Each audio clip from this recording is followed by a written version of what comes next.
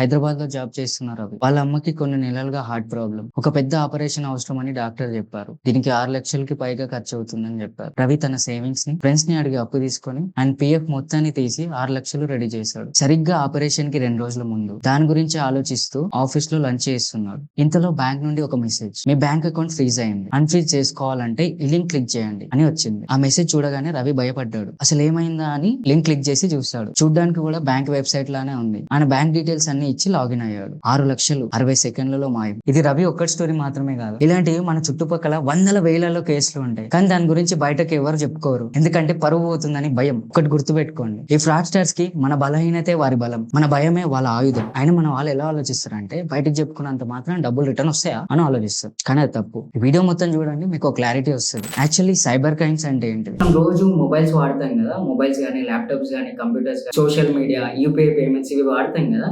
వీటిని ఈ డిజిటల్ మీడియాని వాడుకొని క్రైమ్స్ చేస్తే దాన్ని సైబర్ క్రైమ్ అంటారు. ఈ సైబర్ క్రైమ్ లో చాలా రకాల స్కామ్స్ ఉంటాయి. అందులో మేజర్ గా 10 to 11 ఉంటాయి. అది మనం డిస్కస్ చేద్దాం. అందులో ఫస్ట్ వచ్చేసి డిజిటల్ అరెస్ట్ స్కామ్. ఈ స్కామ్ ఏంటంటే వాట్సాప్ నుండి కానీ జూమ్ నుండి కానీ ఒక వీడియో కాల్ అయితే వస్తుంది. ఇది కస్టమ్స్ నుండి కాల్ చేసాము, ఇంటర్నేషనల్ పార్సల్ వచ్చింది మీ పేరు మీద, ఇల్లీగల్ వెపన్స్ ఉన్నాయా అని డౌట్ వస్తుంది, దీనికోసం మిమ్మల్ని డిజిటల్ అరెస్ట్ చేస్తున్నాము, 24 hours నుండి 48 hours మానిటర్ చేసాము, లైవ్ క్యామ్ అట్లనే ఆన్ చేసి పెట్టుకోవాలి, అసలు బయట ఎవరితో కాంటాక్ట్స్ ఉండొద్దు, అన్ని బ్లాక్ చేసి పెట్టుకోండి, మేము చెప్పేంత వరకు ఎవరితో మాట్లాడొద్దు, అట్లాంటివి చేసారు అనుకోండి పెద్ద ప్రాబ్లం అవుతుంది. మనం ఏంటంటే పరువు ఇది అది అని ఆలోచించి మేము బయట చెప్పుకోము. ఆ రోజు మొత్తం మానిటర్ చేస్తుంటారు కాబట్టి మనకు అర్థం కాదు, ఆ ట్రాన్స్ లో ఉండిపోతాం. ఇది ఫర్దర్ గా కంటిన్యూ అవుతూ మన పర్సనల్ డీటెయిల్స్ అడుగుతారు, బ్యాంక్ బ్యాలెన్స్ అడుగుతారు, ఇట్లాంటి కేసుల నుండి బయటకు తీసుకురావాలంటే మనీ ట్రాన్స్ఫర్ చేయమని అడుగుతారు. ఇలాంటి పెద్ద స్కామ్స్ చాలా మందికి జరిగినాయి రీసెంట్ గా, మీరు కూడా జాగ్రత్త ఉండండి. ఇందులో సెకండ్ మేజర్ స్కామ్ వచ్చేసి డీప్ ఫేక్. ఇది ఏఐ తోని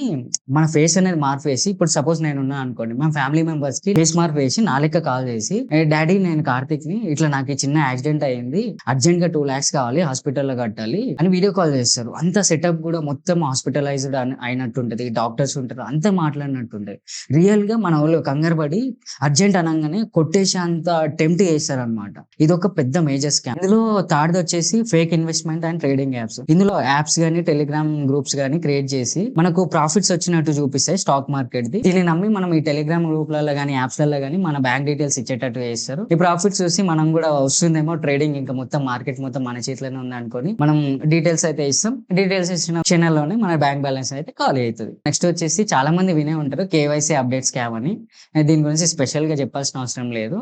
కేవైసీ అప్డేట్ చేసుకోవాలని చెప్పి ఒక పెద్ద స్కామ్ అయితే చేసిరు, అండ్ చేయబోతున్నారు కూడా, జాగ్రత్త ఉండాలని చూస్తున్నాం. నెక్స్ట్ స్కామ్ వచ్చేసి యూపీఐ స్కామ్స్. ఇందులో ఏంటంటే మనం రోజు వాడే phone pay, Google pay apps ఉంటాయి కదా, సేమ్ యాజ్ ఇట్ ఈస్ వాటి లెక్కనే ఉంటాయి. దానిపైన క్లిక్ చేసి మనం ఏమైనా పేమెంట్ చేసినామంటే ఇమీడియట్ గా మన బ్యాంక్ లో ఉన్న బ్యాలెన్స్ అంతా ఖతం. అండ్ నెక్స్ట్ స్కామ్ వచ్చేసి ఇట్లా మేము ట్రాయ్ నుండి కాల్ చేస్తాం. ట్రాయ్ తెలుసు కదా, telecom regulatory authority of India. ఇట్లా కాల్ చేస్తున్నాం, మీ సిమ్ డియాక్టివేట్ అవుతుంది, డియాక్టివేట్ కాకుండా ఉండాలంటే ఓటీపీ వస్తుంది మొబైల్ కి, ఓటీపీ చెప్పండి అని చెప్పి మనకి ట్రాయ్ నుండి కాల్ చేస్తున్నట్టు చెప్తుంటారు. కానీ ఇది ఫేక్. ఏ గవర్నమెంట్ గానీ మనకు కాల్ చేసి ఓటీపీ అడగదు, అది గుర్తుపెట్టుకోండి. అండ్ నెక్స్ట్ వచ్చేసి ఆన్లైన్ స్కామ్స్ అనమాట. ఇది మనం ఫేస్బుక్, ఇన్స్టాగ్రామ్ లో వాడుతుంటే మనకి యాడ్స్ వస్తాయి చూడండి, బట్టలు బాగున్నాయి అది ఇది అని చెప్పి. అది మనం బాగున్నాయి అని చెప్పి క్లిక్ చేయగానే అది కూడా ఒక మంచి website, ecommerce website like Flipkart, Amazon లాగానే ఉంటుంది. అందులో క్లిక్ చేసి చూస్తే అంత డీటెయిల్స్ బాగానే ఉంటాయి. పేమెంట్ దగ్గర పోగానే పేమెంట్ అయితే అంత బాగుంటుంది. చూస్తే మనకి మన బట్టలు రావు, పైసలు రావు, అంత బోకస్. అండ్ స్కామ్ వచ్చేసి ఆన్లైన్ లాటరీ స్కామ్. మనం లాటరీ తీసుకోము, కానీ లాటరీ గెలుచుకున్నాము, ₹1,00,000 వచ్చినాయి, ₹1,00,00,000 వచ్చినాయి అని మన కాల్స్ వస్తాయి. అది నమ్మి మనం అత్యాశకు పోయి వాళ్ళకి చెప్పినట్టు మీకు బ్యాంక్ డీటెయిల్స్ ఇవ్వండి, మీకు బ్యాంక్ కి డైరెక్ట్ ట్రాన్స్ఫర్ అయితే అని చెప్తారు. దాని తర్వాత బ్యాంక్ ట్రాన్స్ఫర్ అవుతుంది, హెవీ అమౌంట్ కదా, దానికోసం మీరు ముందు ఒక 10,000 కానీ ఓ 10 లక్షలు కానీ కట్టమంటారు. మనం ఏంది ₹1,00,00,000 వస్తున్నాయి కాబట్టి 10,000 10 లక్షలు కట్టడంలో ఫరక్ పడేది కాబట్టి కట్టేస్తాము, పరారు. ఇవి రావు అవి రావు, అంత గోవిందా. అండ్ నెక్స్ట్ ఇందులో మేజర్ స్కామ్ వచ్చేసి పార్ట్ టైం జాబ్ ఆఫర్స్ అనమాట. ఇది స్టూడెంట్స్ మాలాంటి వాళ్ళు ఉంటారు కదా, మాలాంటి స్టూడెంట్స్ కి మీకు కాలేజ్ చదువుకుంటూనే పార్ట్ టైం జాబ్ చేయొచ్చు, మంచి ఆఫర్ ఇది. దానికోసం మీరు ఫస్ట్ ఒక 2,000 కట్టండి, 3,000 కట్టండి, దాని తర్వాత మీకు ప్రతి నెల 16,000 వస్తాయి, 20,000 వస్తాయి, 30,000 వస్తాయి అని ఇట్లా ఆశ పెట్టి ఆడ డబ్బులు అయితే కట్టించుకుంటారు. కట్టించుకున్న తర్వాత ఆఫీస్ ఉండదు, ఆఫీస్ అడ్రస్ ఉండదు, అంతా జై బాలయ్య. నెక్స్ట్ వచ్చేసి సోషల్ మీడియా స్కామ్స్. ఇందులో ఇన్‌స్టాగ్రామ్, ఫేస్‌బుక్ ఉంటాయి కదా!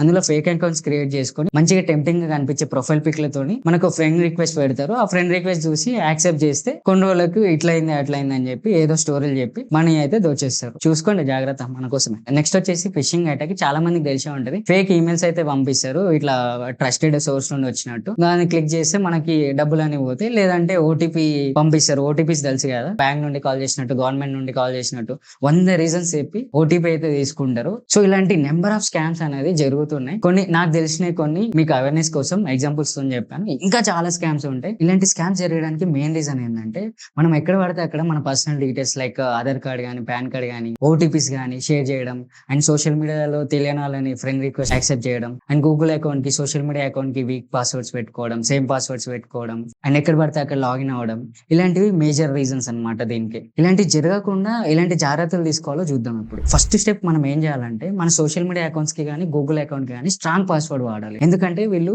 బ్రూట్ ఫోర్స్ అని ఒక మెథడ్ వాడతారు మన పాస్వర్డ్స్ హ్యాక్ చేయడానికి. ఈ ప్రాసెస్ ఏంటంటే వీళ్ళు ఒక స్పెషల్ సాఫ్ట్వేర్ వాడి ఆల్ఫాబెట్స్ లో స్మాల్ లెటర్స్ అన్ని ఒకసారి కొడతారు, క్యాపిటల్ లెటర్స్ అన్ని ఒకసారి కొడతారు, 1 2 3 కొడతారు. ఇట్లా మేజర్ గా ఇట్లా వాడి మన జనరల్ పాస్వర్డ్స్ ఉంటే హ్యాక్ చేస్తారు ఈజీగా. మన వాళ్ళు జనరల్ గా 4 to 8 క్యారెక్టర్స్ పెడతారు పాస్వర్డ్. అది విత్ ఇన్ 1 day లోనే హ్యాక్ చేయగలుగుతారు. సో ఈ టేబుల్ లో చూపించినట్టు ఈ గ్రీన్ జోన్ ఉంది కదా, 17 to 18 క్యారెక్టర్స్ పాస్వర్డ్ అనేది స్ట్రాంగ్ పాస్వర్డ్ పెట్టుకుంటే, ఇవన్నీ నెంబర్స్ కానీ, క్యాపిటల్ లెటర్స్ కానీ, స్పెషల్ క్యారెక్టర్స్ ఇవన్నీ ఇంక్లూడ్ చేసి పెట్టుకుంటే హ్యాక్ చేయడానికి కొన్ని కోట్ల సంవత్సరాలు పడుతుంది. ఇలాంటి పాస్వర్డ్ ని ట్రై చేయండి. అండ్ సెకండ్ వచ్చేసి మన అకౌంట్ కి 2 step వెరిఫికేషన్ అనేది ఉండాలి. ఇదేంటంటే మన అకౌంట్ కి సెకండ్ లేయర్ ప్రొటెక్షన్ లెక్క పనిచేస్తుంది. మనం ఎక్కడైనా లాగిన్ అయినాం అనుకోండి, అది సోషల్ మీడియా అకౌంట్ కానీ, గూగుల్ అకౌంట్ కానీ, ఎక్కడైనా లాగిన్ అయ్యామనుకోండి, మన అకౌంట్ కి ఒక ఓటీపీ అని వస్తుంది సెకండ్ వెరిఫికేషన్ కింద. ఆ ఓటీపీ ఎంటర్ చేసిన తర్వాతనే మన అకౌంట్ అనేది వేరే డివైస్ లో లాగిన్ అవుతుంది. అంతవరకు లాగిన్ అయితే కాదు. ఇది ఒక మంచి విషయం. ఈ ప్రాసెస్ అనేది తెలుసుకోవాలనుకుంటే మనం ఆల్రెడీ ఒక షార్ట్ వీడియో చేసాం, ఇక్కడ లింక్ ఇస్తాను డిస్క్రిప్షన్ లో, అది చెక్ చేయండి ఎలా చేయాలని ప్రాసెస్ తెలియకపోతే. థర్డ్ వచ్చేసి అందరికి తెలిసిన విషయమే, ఒకసారి గుర్తు చేస్తున్నా, ఓటీపీ కానీ, బ్యాంక్ అకౌంట్ డీటెయిల్స్ కానీ, పాన్ కార్డ్ డీటెయిల్స్ కానీ, ఆధార్ డీటెయిల్స్ కానీ ఎవరితో ఈ పర్సనల్ డీటెయిల్స్ అనేది ఏ బ్యాంక్ వాళ్ళ పేరు చెప్పినా, గవర్నమెంట్ పేరు చెప్పినా, ఐఏఎస్ ఆఫీసర్ అయినా, ఐపీఎస్ ఆఫీసర్ అయినా, ఓన్ సొంత ఫ్యామిలీ మెంబర్స్ అయినా కూడా ఎట్టి పరిస్థితుల్లో షేర్ చేసుకోవద్దు. నెక్స్ట్ వచ్చేసి .apk ఫైల్స్ ఉంటాయి. .apk ఫైల్స్ అంటే చాలా మంది మనకి వాట్సాప్ లో షేర్ చేస్తారు కదా, ఈ యాప్ డౌన్లోడ్ చేయండి అది. వాళ్ళకు కూడా తెలియదు, కానీ అది కూడా ఒక పెద్ద క్రైమ్ అవుతుంది. అలా షేర్ చేయకండి. ఆ ఏపీకే ఫైల్స్ డౌన్లోడ్ చేయగానే మన బ్యాంక్ అకౌంట్ డీటెయిల్స్ వాళ్ళకి వెళ్ళిపోతాయి అనమాట. లేకపోతే మన పర్సనల్ డీటెయిల్స్ ఉంటాయి, మొబైల్ నెంబర్, అట్లాంటివి కూడా డీటెయిల్స్ అయితే తీసుకుంటారు. దాని తర్వాత కాల్ చేస్తారు, సేమ్ ప్రాసెస్ అనేది ఫాలో అవుతారు. అండ్ ఇంకోటి, ఫేక్ కాల్స్ కూడా అటెంప్ట్ చేయకండి. మనకు వచ్చే కాల్ ఫేక్ నిజం అనేది ఎట్లా తెలుస్తుంది అనేది ఫర్దర్ గా ఈ వీడియోలో అయితే చెప్తాను.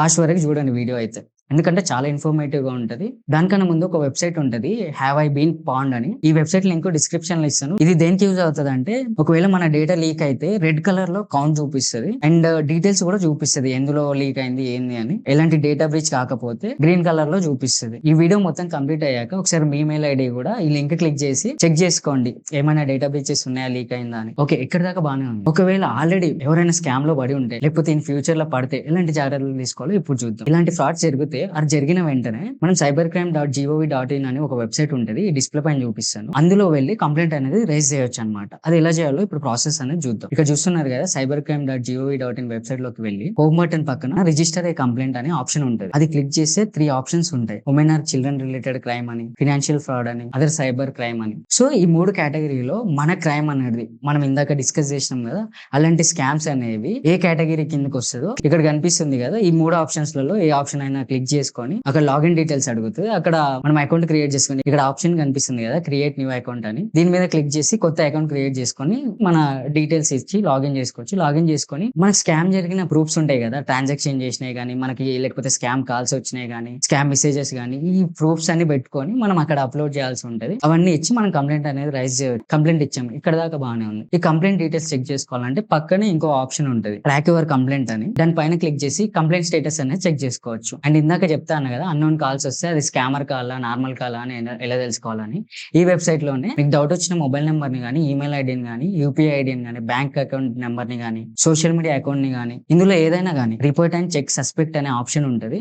దీన్ని క్లిక్ చేస్తే ఇంకొక ఆప్షన్ ఓపెన్ అవుతుంది, సస్పెక్ట్ రిపోజిటరీ అని. దాన్ని క్లిక్ చేసి అక్కడ అడిగిన డీటెయిల్స్ అన్ని ఫిల్ చేసి కంప్లైంట్ అనేది రైజ్ చేయాలి. ఒకవేళ ఇంత ప్రాసెస్ చేసే టైం లేకపోతే వీళ్ళ టోల్ ఫ్రీ నెంబర్ ఉంటుంది 1930 అని, దానికి కాల్ చేసి మీ ఇష్యూ అనేది క్లియర్ గా ఎక్స్ప్లెయిన్ చేసి కంప్లైంట్ అనేది రైజ్ చేయొచ్చు. చేయొచ్చు, ఇక్కడనే ట్రాక్ చేయొచ్చు సేమ్. మళ్ళీ గుర్తుపెట్టుకోండి, క్రైమ్ జరిగిన 1 అవర్ ని గోల్డెన్ అవర్ అంటారు. ఈ 1 అవర్ లోపు కంప్లైంట్ ఇస్తే మన మనీ అనేది 100% రిటర్న్ అయ్యే ఛాన్స్ ఉంటుంది. ఎందుకంటే ఆ అకౌంట్స్ నుండి ఏ ట్రాన్సాక్షన్ జరగకుండా ఫ్రీజ్ చేస్తారు. దాని తర్వాత కూడా రికవరీ అనేది చేస్తారు. కానీ టైం గడిచిన కొద్దీ కొంచెం కాంప్లెక్స్ అవుతుంటది. ఎందుకంటే ఈ హ్యాకర్స్ అనేది మల్టిపుల్ అకౌంట్స్ తోని లాగిన్ అయి ఉంటారు. మల్టిపుల్ అకౌంట్స్ కి ట్రాన్సాక్షన్స్ అనేది చేస్తారు. ట్రేస్ చేయడం చాలా కష్టం అవుతుంది. లాస్ట్ ఒక మాట, డబ్బులు పోయాక వెతుక్కునే కన్నా పోకముందు జాగ్రత్త పడడం మంచిది. వీలైతే ఈ వీడియో నలుగురికి షేర్ చేయండి. అంతకుమించి నేనేం అడగను. అందరికీ హ్యాపీ 79th ఇండిపెండెన్స్ డే.